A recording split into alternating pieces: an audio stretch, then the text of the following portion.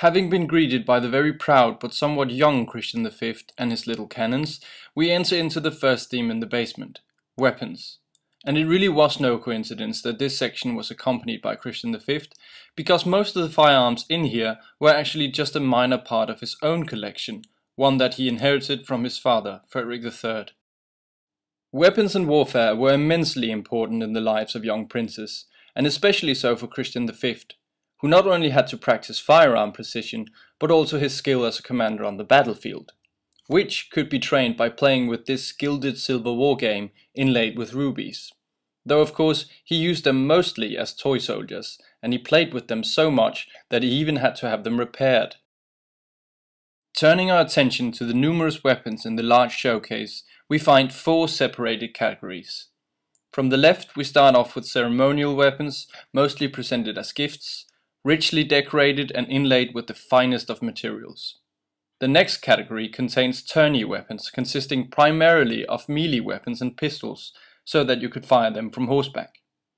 The breastplate with the elephant-shaped shoulders was used by Christian V in such a tournament, or a carousel as it was actually called.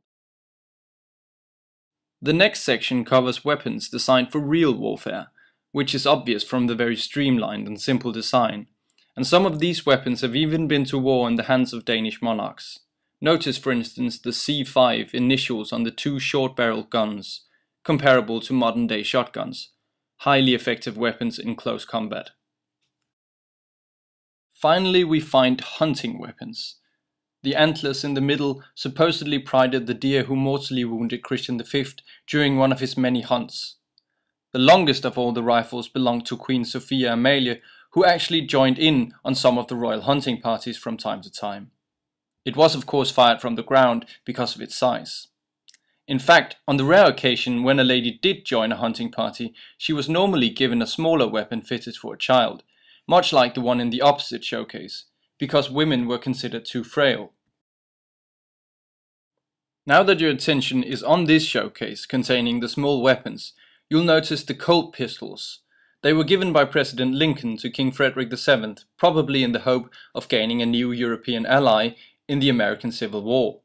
Apparently, this was some sort of diplomatic strategy, since a similar set was given to the Swedish king as well.